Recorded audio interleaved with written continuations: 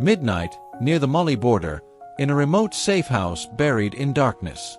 The desert heat clung to the walls like a curse, and an old air conditioner rattled uselessly, pushing warm air around the room.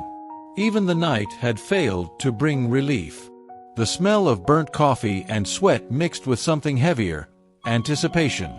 At the center of the room, seated at a scarred metal table, was Captain Ibrahim Traoré.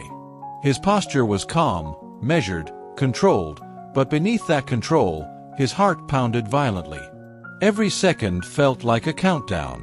Across from him sat a man the underground feared more than any general, General Kosi, once a loyal officer, now a legend among rebels, known only as the Viper. 3 years earlier, Kosi had defected from the army, disappearing into the east with an entire battalion. Since then, villages had burned, supply routes had collapsed, and schools had turned into graves. Tonight, he leaned back in his chair like a man who already owned the outcome. Slowly, deliberately, Kosi slid a thick dossier across the table. "So," he said softly, voice smooth as glass, "we have a deal, Captain." Ibrahim didn't touch the folder. "You release my captured fighters," Kosi continued, "and my men stand down in the east. Grain convoys move freely. Children return to school. No more funerals." Inside the folder were the names of 50 rebel fighters locked in maximum security detention, men responsible for bombings, ambushes, and massacres. Releasing them would outrage the military, but refusing meant starving entire provinces.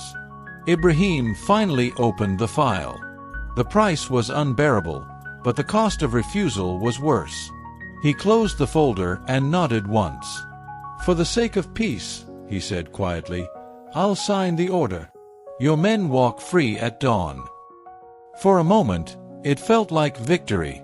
A bitter victory, but a victory. Ibrahim pushed back his chair, preparing to stand, believing he had just saved thousands of lives. But Kosi didn't move. Instead, a thin, cold smile crept across his face. "Sit down, Captain," he said. "We're not finished yet." And in that instant, Ibrahim knew this deal had teeth.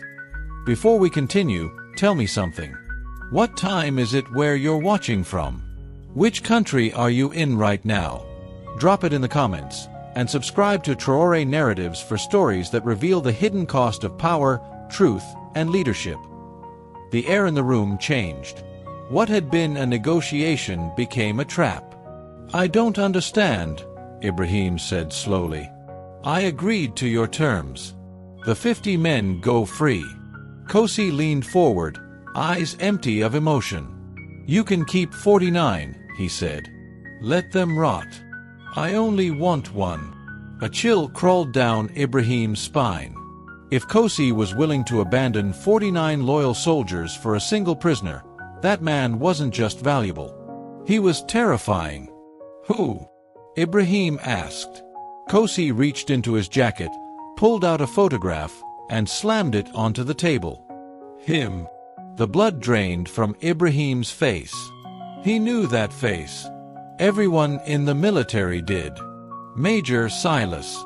To the public, Silas was a disgraced officer, arrested for treason 2 years ago.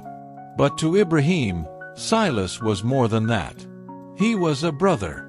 They had trained together under the same sun, fought side by side in the northern dust, shared meals when survival itself felt like victory. Silas was the man who taught Ibrahim that a soldier's first duty wasn't orders, it was truth. But somewhere along the way, that truth had been twisted. Silas hadn't just joined the rebels. He had become the architect of their deadliest strategies, the mind behind attacks that nearly shattered the capital. And now, Kosi wanted his mind back. "Give me Silas," Kosi said calmly, "or tomorrow the war becomes 10 times worse." This wasn't a threat.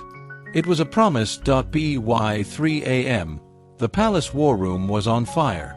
"Absolutely not," Colonel Omar shouted, slamming his fist on the table. "Sir, releasing Silas is suicide. He knows our codes, our formations, our thinking, because he built them." "I know," Ibrahim said, rubbing his temples. "If Kosi gets him back," Omar continued, "the capital will burn." "And if we refuse?" Ibrahim replied, "Thousands of civilians die in the east." "He's not one man," Omar snapped. "He's a weapon." The room fell silent. Then Ibrahim spoke again. "I need to see him." Against every warning, Ibrahim ordered a visit to the maximum security prison where men sent to be forgotten slowly disappeared. As the steel door to cell block 4 opened, Ibrahim prepared himself to face a monster. But what he saw broke him. Silas wasn't standing. He wasn't raging. He was curled in the corner, thin, shaking, terrified. "You shouldn't be here," Silas whispered. "If they know you're talking to me, they'll kill us both." Ibrahim stepped closer. "Kosi is ready to burn the east just to get you back," he said. "What do you have that scares him this much?" Silas laughed weakly. "You think I defected? I was kidnapped." Then he said the word that changed everything: the ledger. A digital file. Names. Bank accounts. Proof.